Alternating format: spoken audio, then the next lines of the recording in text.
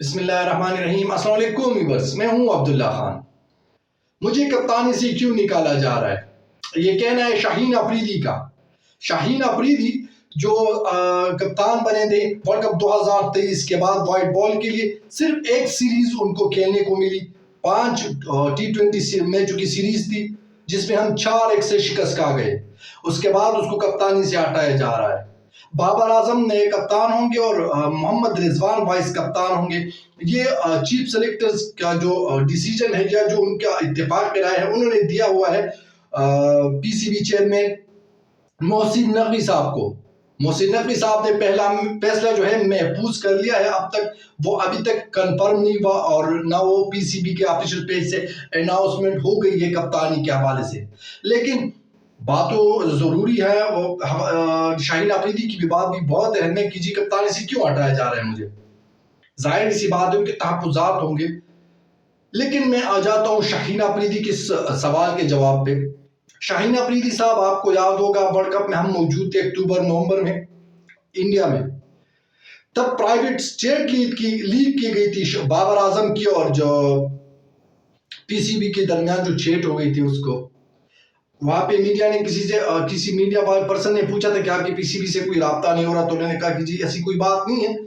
شاید بابر اعظم نے کچھ کہا ہو، مجھے اب سے یاد نہیں، لیکن اس کے بعد سے جو ٹی وی پہ دکھایا گیا جو پرسنل چیٹ تھا، اس کے حوالے سے آپ چپ رہے تھے، آپ نے کچھ نہیں کہا کہ جی کپتان ہیں انڈیا میں، ہم کھیل رہے ہیں، ورلڈ کپ کھیلنے آئے ہیں، آپ اس طرح چیٹ کیسے لیک کر سکتے ہیں کسی کی؟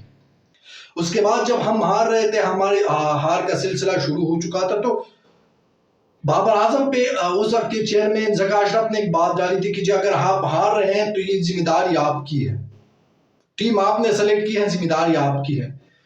میں یہ جاننا چاہ رہا تھا شاہین افریدی صاحب کی ٹھیک ہے، ٹیم بالکل بابر اعظم کے کہنے پہ سلیکٹ کی گئی تھی، میں بابر اعظم پہ پردہ نہیں ڈال رہا، لیکن حتمی منظوری جو ہوتی ہے وہ کرکٹ بورڈ کے چیئرمین کی ہوتی ہے۔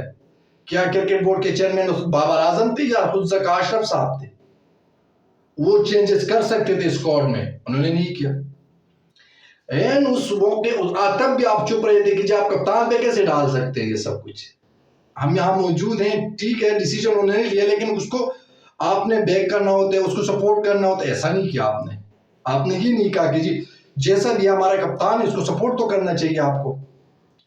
اس کے بعد جب ساری باتیں چل رہی تھی، اینڈ اس موقع پر اس وقت کے چیف سلیکٹر انضمام الحق صاحب سے ریزائن کرایا گیا، ان پہ کوئی الزامات لگائے گئے، اس کو باہر کرا دیا گیا، تب بھی آپ چپ تھے، آپ نے یہ نہیں کہا کہ جی ورلڈ کپ ہو رہا ہے، پہلے یہ ڈرامہ کرنے کی کیا ضرورت ہے، بعد میں دیکھ لیں گے۔ ایسا نہیں ہوا۔ آپ کے سسر صاحب لگے ہوئے تھے آپ کو کپتان بنانے، ایک لابی وہ چلا رہے تھے کراچی میڈیا کے ساتھ، تب آپ کپتان بننے جا رہے تھے، آپ نے کچھ نہیں کہا۔ ایشیا کپ بری طرح سے ہم ہارے، پھر ورلڈ کپ میں بھی ہم ہار گئے۔ پھر آپ نے یہ نہیں کہا کہ جی کپتان پہ پریشر کیوں ڈالا جا رہا ہے وائٹ بال کپتانی چھوڑنے کے لیے، ان کو ٹیسٹ کپتانی کے اوپر کی جا رہی ہے، تو انہوں نے پھر کہا کہ میں فیصلہ کروں گا یا صلاح کروں گا اپنے والد صاحب سے، اس کے بعد یہ مشورہ کرنے کے بعد میں کوئی ڈیسیجن لوں گا۔ تو انہوں نے تینوں فارمیٹس کی کپتانی سے ریٹائرمنٹ کا اعلان کر دیا، وہ اس دستبردار ہو گئے، آپ نے خوشی خوشی قبول کر دیا۔ میں نے کہنے کا صرف یہی مطلب ہے، کپتان جو بھی آئے ٹھیک ہے، اس کو ایک فارمولے کے تحت ہونا چاہیے۔ ایک سیریز میں اس پہ پہلے بتا چکا ہوں، ایک سیریز سے شاہین افریدی کی کپتانی آپ چھین رہے، بہت بری بات ہے، غلط بات ہے۔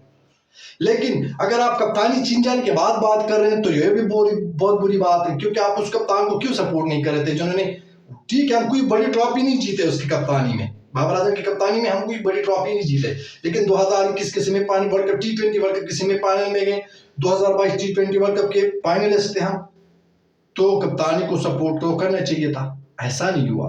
تو اب ہم روئے تو کس پہ روئے؟ کیونکہ بابر اعظم واپس کپتان بنے تو کچھ فینس تو خوش ہوئیں گے ہی، کیونکہ بابر اعظم کے جو فینس ہیں آپ کو کپتانی سے ہٹا رہے ہیں تو آپ کے فینس ناخوش ہوں گے کہ جی ایک سیریز ملا اور ان کو کپتانی سے ہٹایا جا رہا ہے۔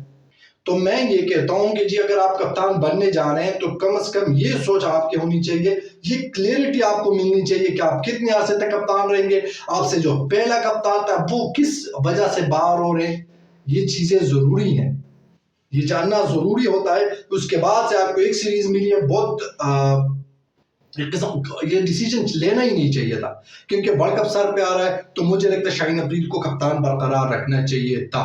बहरहाल पीसीबी को ये डिसीजन लेने से पहले 1000 बार सोचना चाहिए। अब अगर चीफ सेलेक्टर साहब ये कह रहे कि ज़का अशरफ साहब ने ज्यादती की थी बाबर आजम के साथ, तो तब इसकी तलाफी करने के लिए जरूरी नहीं है कि आप उसको दोबारा कप्तान बना दें।